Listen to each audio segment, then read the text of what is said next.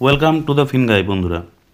তো মার্কেট এখন মোটামুটি লাগাতার 4 দিন নিচে পড়ার পর আজ মোটামুটি 26,250-এর থেকে 10% নিচে আছে এখন।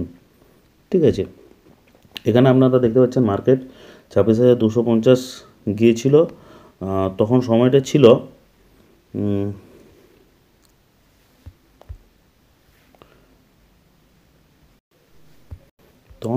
ছিল সেপ্টেম্বর। এবার মার্কেট অক্টোবর মাস থেকে পড়তে শুরু করে এবং পড়তে পড়তে এখানে এসে সাপোর্ট নেয় 23,250। তারপর মার্কেট কিছুদিন রিভার্সাল নিয়েছিল এবং আমরা ভেবেছিলাম যে মার্কেট ওপরের দিকে যাবে, কিন্তু এখানে দেখা যাচ্ছে যেটা আমি আমার আগের ভিডিওতেও ডিসকাশন করেছিলাম, আমার হিন্দি ভিডিও ছিল, যে মার্কেট এখানে হেড অ্যান্ড শোল্ডার প্যাটার্ন পাঠানোর চেষ্টা করছে, যেটা অ্যাকচুয়ালি ছোট হেড অ্যান্ড শোল্ডার নয়।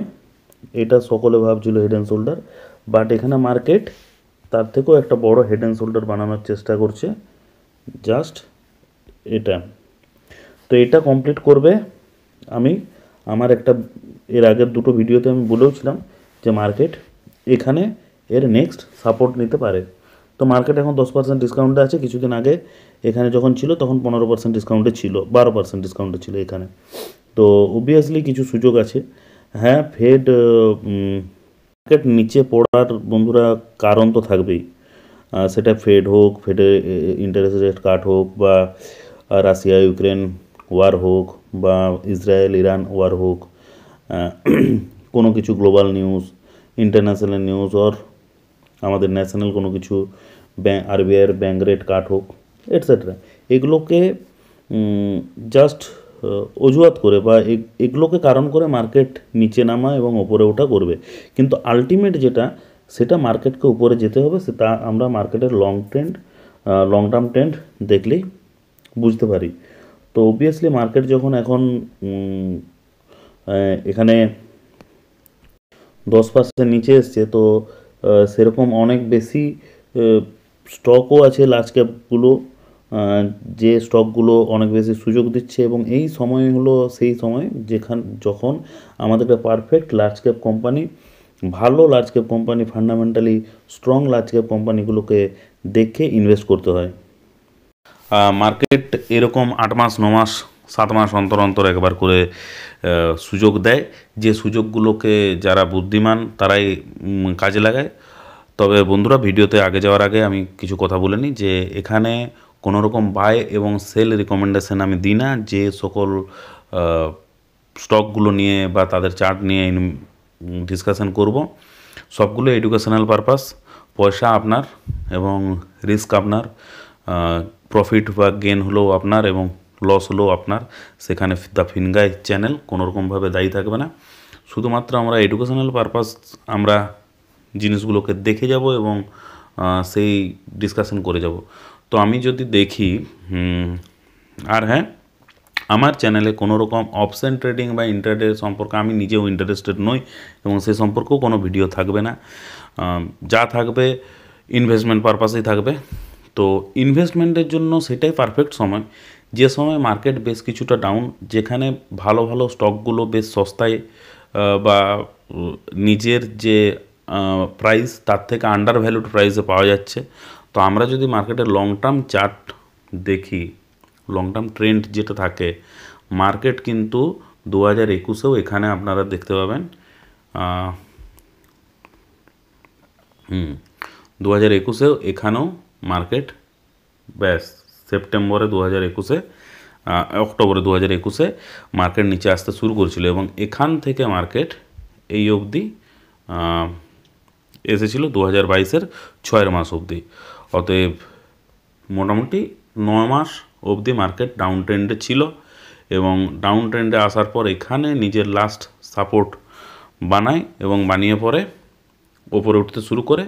এইখানে গিয়ে মার্কেট আবার নিজের যে পুরনো রেজিস্ট্যান্স, সেখানে রেজিস্ট্যান্স নিয়ে আবার নিচে আসে, এবং এই যে একটা সাপোর্ট নিয়েছিল, মার্কেট খুব বেশি সাপোর্ট এবং রেজিস্ট্যান্টে কাজ করে। আপনারা দেখবেন এই যে এইখানে 2023-এর 3 মাসে মার্চ মাসে যখন এইখানে সাপোর্ট নিল 16,885-তে, তখন কিন্তু মার্কেট সেই পুরনো এইখানে যে নিয়েছিল সেই সাপোর্টকে কাজে লাগালো 2021 সালের 11 মাসে, যে নভেম্বর মাসে যে সাপোর্ট নিয়েছিল সেখানকার, সেটাকে কাজে লাগালো এবং সেটাকে কাজে লাগিয়ে সাপোর্ট নিয়ে তারপরে ব্রেকআউট দিল কখন মার্কেট, এই যেটা রেজিস্ট্যান্স ছিল মার্কেটের 2022-এর 11 মাসে নভেম্বর মাসে, এবং সেই রেজিস্ট্যান্টই ছিল মার্কেটের 2021-এর 10 মাসে। সেই রেজিস্ট্যান্টকে ব্রেকআউট করলো মার্কেট এইখানে 2023-এর 6 মাসে। তারপরে মার্কেট একটা র্যালি দেখালো এবং র্যালি দেখানোর এই যে এখান থেকে শুরু করেছিল মার্কেট 2023-এর 6 মাসের পর থেকে, এখান থেকে র্যালি দেখানোর পরে এখানে মোটামুটি একটা সুযোগ দিয়েছিল এবং তারপরে দারুণ একটা র্যালি দেখিয়েছে এবং 18,600 থেকে ছাড়িয়ে 26,250 পর্যন্ত গিয়েছে। এখন মার্কেট আর একটু সুযোগ দিচ্ছে। হ্যাঁ, মধ্যেখানে যেদিন আমাদের লোকসভার নির্বাচনের রেজাল্ট আউট হয়েছিল সেই দিন একটা সুযোগ দিয়েছিল, 50-ডে মুভিং এভারেজ পর্যন্ত এসেছিলো। এখানে আমি দুটো মুভিং এভারেজ লাগিয়ে রেখেছি। লালটা হলো আপনার 13 ডেজ মুভিং এভারেজ এবং এটা হলো সবুজটা হলো 50-ডে মুভিং এভারেজ, আর এটা 200-ডে মুভিং এভারেজ। তো এই মুভিং এভারেজকে কাজে লাগিয়ে মোটামুটি আমি আমার ইনভেস্টমেন্টেই করে আমি কোনো রকম সুইং ট্রেড কিছু করে থাকি এবং সুইং ট্রেড করলেও আমি তা নিফটি 100-এর মধ্যেই করি এবং সেগুলো নিয়েও আমি আপডেট দেব, but buy or sell recommendation থাকবে না। আমি নিজের যে সকল স্টকগুলো আমার গুরুত্বপূর্ণ মনে হচ্ছে বা যে সময় মার্কেটে যা কিছু চলছে নিউজ, সেগুলোকে আমি ডিসকাশন করে যাব শুধুমাত্র। আমার ভিডিওর ওপর নির্ভর করে আপনারা কখনো কোনো বাই এবং সেল রিকমেন্ডেশন নেবেন না, করবেনও না এবং নিজের রিস্ক অ্যাপেটাইট বুঝে নিজের ক্যাপিটালকে ঠিক রেখে সবসময় ইনভেস্টমেন্ট করবেন। ইনভেস্টমেন্ট করতে যাওয়ার আগে অবভিয়াসলি বন্ধুরা আমি একটা কথা বলবো যে প্রথমে নিজেদের একটা ফান্ড থাকা দরকার, সেটা হলো যে এমার্জেন্সি ফান্ড। এমার্জেন্সি ফান্ড অবশ্যই সকলে ক্রিয়েট করবেন। যে এমার্জেন্সি ফান্ড মার্কেট যতটাই নিচে আসুক, 20%, 30% যাই হোক, সেই এমার্জেন্সি ফান্ড থেকে টাকা নিয়ে কখনো সেখানে ইনভেস্ট করবেন না। লোন নিয়ে তো কখনো ইনভেস্ট করবেনই না, লোন নিয়ে ইনভেস্ট করা একদমই চলে না। তো আর মার্কেট এরকম সুযোগ দেয়, যেমন 2020-তে এইখানে একটা সুযোগ দিয়েছিল, আপনারা দেখতে পাচ্ছেন এখানে মার্কেট একটা সুযোগ দিয়েছিল। তো তখন করোনার সময় আমাদের এমনই অবস্থা চলছিল পুরো দেশ এবং পুরো বিশ্ব জুড়ে যে মার্কেট এখানে 40% কারেকশান দিয়েছিল এবং যে এই সময় 40% কারেকশান মানে একটা স্টক অন্তত নিফটি 50 যদি 40% পড়ে যায়, তার মানে মিড ক্যাপ বা স্মল ক্যাপের কী অবস্থা হয়েছিল। তো সেইখান থেকে যে রিকভারি দিয়েছিল, এখানে তো একটা স্টক অবভিয়াসলি নিজেদের ভ্যালু টোটালি হারিয়ে ফেলেছিল 80%, একটা mid cap small cap company, যেখানে নিফটি 50 40% পড়েছিল। তো এখান থেকে যে র্যালি দিয়েছিল, এই পজিশনে যারা ইনভেস্ট করে রেখেছে তারা কিন্তু আজও গেনার, ঠিক আছে। এই পজিশনে যখন মার্কেট পড়তে শুরু করেছিল এই অবস্থায় তখনও আজ যারা ইনভেস্ট করে রেখেছিল তাদের পোর্টফোলিও আজও খুব বেশি ভালো অবস্থায় সিচুয়েশানে আছে।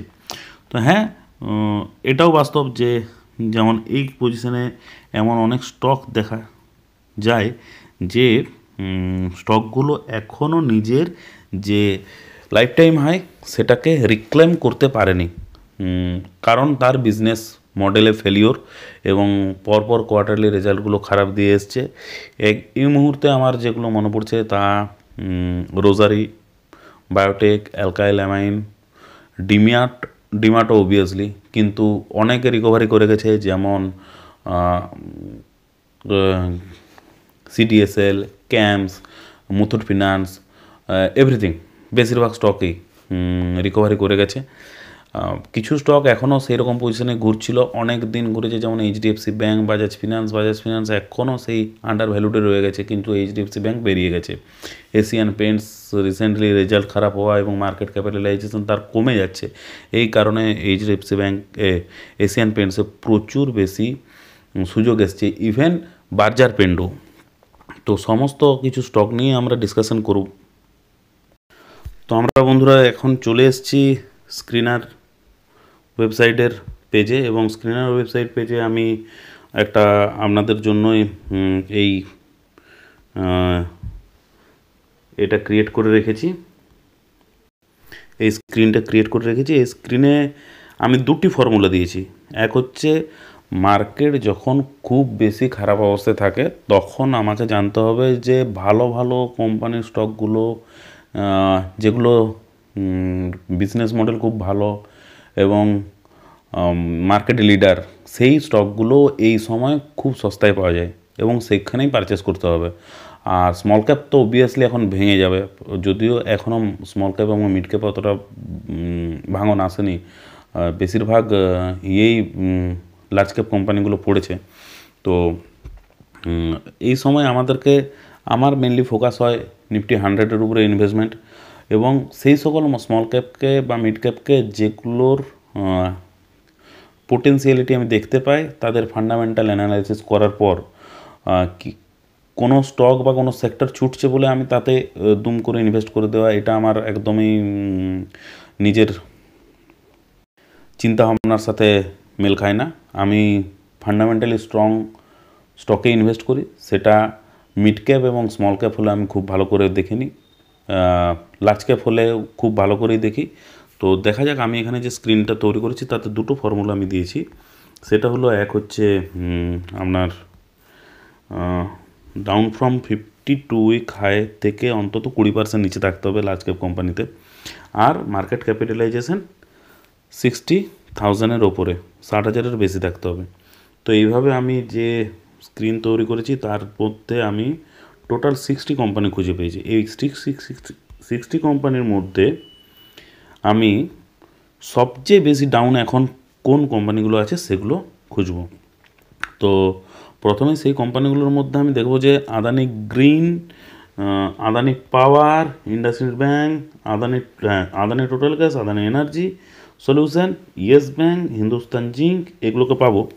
তো আমি প্রথম কথাই বলে রাখি, আদানিকে নিয়ে আমি আলাদা ডেডিকেটেড ভিডিও বানাবো, এবং সেখানে আমি আদানি নিয়ে, কারণ আদানি স্টক খুব বেশি ভোলাটাইল হয়, এবং আদানি নিয়ে মাঝে মাঝে 5 মাস 7 মাস বাদ নেগেটিভ নিউজ আসে, এবং এত বেশি ভোলাটাইল হয় যে স্টকগুলো প্রায় 30% 40% পড়ে যায়, তো ইনভেস্টারদের ভীষণ কিছু ক্ষতি হয়। সেই ক্ষেত্রে আদানির দুটি স্টককে আমি একটু নিজের পছন্দ মতন স্টক, সেটা হলো এক আদানি পাওয়ার, 2 আদানি পোর্ট, যেখানে আমি মোটামুটি একটু বিশ্বাস পাই।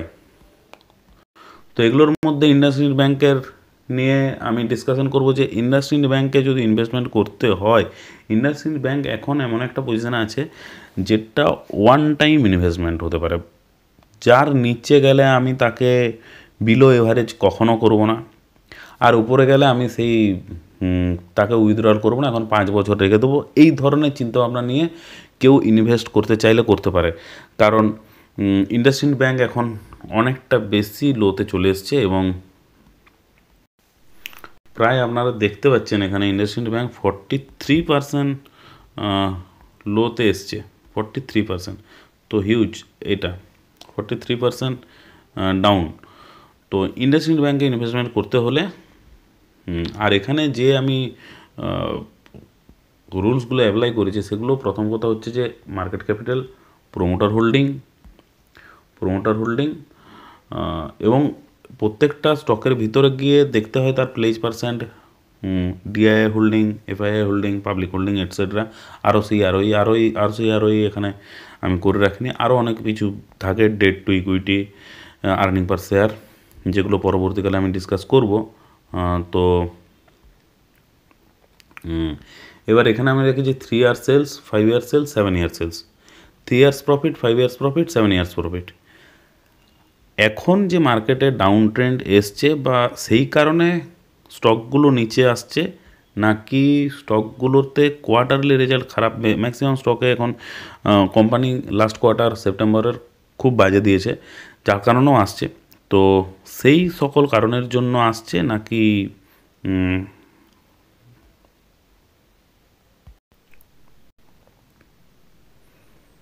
বিজয় মাল্যা যেরকম কেস হয়েছিল সেই ধরনের কেস ইন্ডাসইন্ড ব্যাংকে আছে কিনা, আমি ইয়েটা চালাতে ভুলে গিয়েছিলাম রেকর্ডিংটা।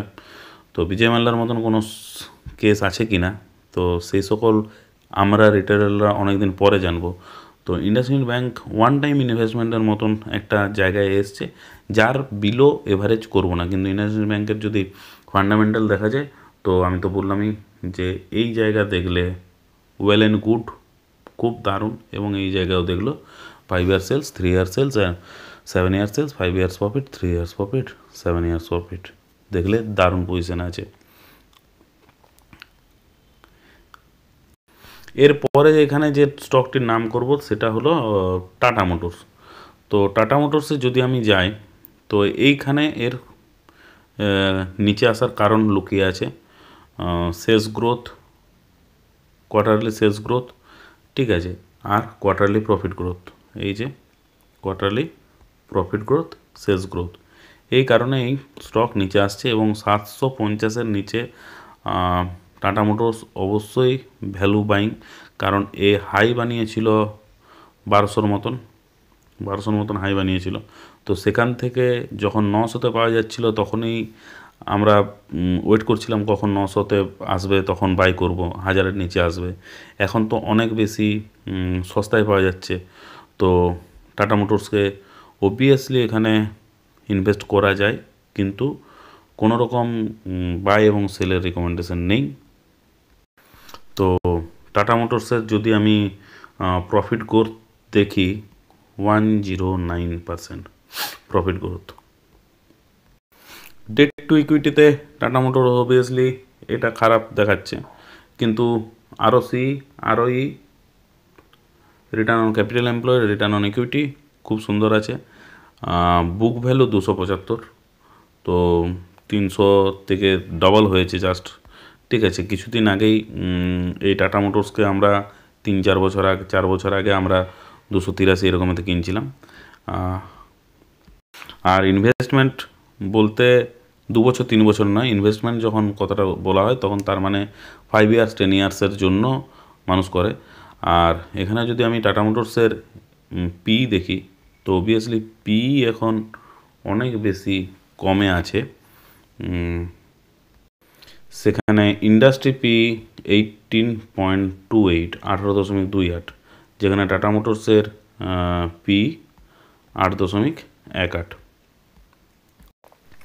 টাটা মোটরসের পরে যে কোম্পানিটার আমি নাম করব সেটা এভিনিউ সুপারমার্টস বা ডিমার্ট। তো ডিমার্টের ফিনান্সিয়াল যে এখন লাস্ট সেপ্টেম্বরের যে রেজাল্ট, তাতে আমি কোনো রকম প্রবলেম দেখতে পাই না। ঠিকঠাক করেছে, হ্যাঁ, যেটা এক্সপেক্টেড ছিল সেই রকম করতে পারেনি, বাট এই সকল এক্সপেকটেশন কোন কোয়ার্টারে কীরকম ছিল 2 মাস পরে সকল ইনভেস্টর ভুলে যাবে। তো আলটিমেট কী দেখা যাবে, যে আলটিমেট এটাই দেখবে মানুষ, যে সেলস পরের পর বেড়েছে কিনা, এখানের মার্চের থেকে এখানের মার্চ, ঠিক আছে, এই সেপ্টেম্বর থেকে এই সেপ্টেম্বর, ঠিক আছে। লাইফ টাইম হাই সেলস দিয়েছে, কিন্তু লাইফ টাইম হাই প্রফিট দিতে পারেনি, কারণ এক্সপেন্স বেশি হয়েছিল, এই কারণেই। আর এর যদি ম্যাক্স পির চার্ট দেখা যায়, তো প্রাইস টু আর্নিং রেশিওর যদি দেখা যায়, তো আমার মনে হয় এভিনিউ সুপারমার্ট বা ডিমার্ট এখন যে পরিমাণ সস্তায় পাওয়া যাচ্ছে, এই ধরনের সস্তা দামে এর আগে কখনো মার্কেট একে এই ভ্যালু দেয়নি, ঠিক আছে। মার্কেট একে সবসময় হাই ভ্যালু দিয়েছে এবং 100-এর উপরে এর পি থেকেছে সব সময়। সেখানে এখন এর পি চলছে 84.7। এরপরে যে কোম্পানিতে আসবো সেটা হলো এশিয়ান পেন্টস। সবসময় পেন্টসের সেক্টরে সবচেয়ে ভালো কোম্পানি এশিয়ান পেন্টস অবভিয়াসলি, যেটাও কিন্তু এখন সবচেয়ে বেশি, আমি যদি ম্যাক্স পি করি, তো লাস্ট 10 ইয়ার্স যদি করা হয়, তো লাস্ট 10 ইয়ার্সে আমার মনে হয় যে সবচেয়ে লোয়েস্ট পিতে পাওয়া যাচ্ছে। এই পিতে এশিয়ান পেন্টসকে পাওয়া খুবই মুশকিল। অবভিয়াসলি কারণ আছে, কারণ হলো এটাই, সেটা হলো এর সেলস এখানে এই, তো এই সেলসে কোনো রকম গ্রোথ দেখা যায়নি, যার জন্য আপনারা দেখুন এখান থেকে এই সেলস গ্রোথ ছিল, এই সেলস গ্রোথ ছিল, এই সেলসও গ্রোথ ছিল, এবং এই নেট প্রফিট আর কোথায়, এই নেট প্রফিট প্রায় হাফ হয়ে গেছে, আর এই নেট প্রফিট, ঠিক আছে। তো এই কারণের জন্য এশিয়ান পেন্টসের শেয়ারকে পুরো ধুয়ে ফেলা হচ্ছে, কিন্তু এর প্রোমোটার হোল্ডিং থেকে শুরু করে এর যে শেয়ার হোল্ডিং প্যাটার্ন, এই শেয়ার হোল্ডিং প্যাটার্ন দেখলে আপনারা দেখতে পাবেন এই যে জুন মাসের থেকে কিন্তু এফআইআই ইনক্রিজ হয়েছে, আর large cap company, huge company, তো এখানে 0.01% বেড়ে যাওয়া মানে অনেকটা। এখানে কিন্তু ডিআইআই দেখতে পাবেন হিউজ পরিমাণে এখানে বাইং করেছে, তাহলে বেরিয়েছে কারা? ইনট্যাক্ট আছে প্রোমোটারের হোল্ডিং, ঠিক আছে, বেরিয়েছে একমাত্র পাবলিক।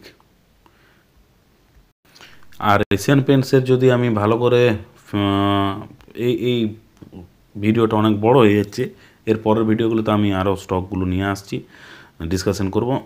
এই ভিডিওতে প্রথম দিকে ইনভেস্টমেন্ট পারপাস বা ইনভেস্টমেন্ট জিনিসটা কী সেটা বোঝাতেই অনেকটা সময় চলে গেল।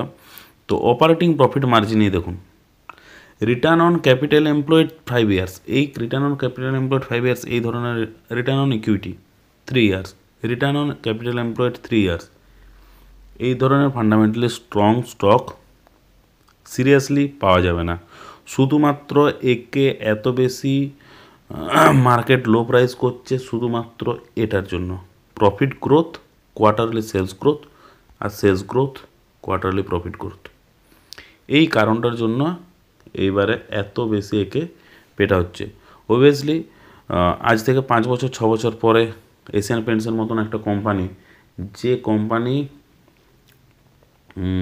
80 বছরের বেশি ওল্ড কোম্পানি, তো সে নিজেকে আশা করি আমি শুধরে নেবে, এবং যে মার্কেট লিডার তার নিজেকে স্ট্রং করে নেওয়ার ক্ষমতা আগামী 4-5 বছরের মধ্যে অবভিয়াসলি আশা করি এশিয়ান পেন্টস খুব ভালো পজিশনে পাওয়া যাবে।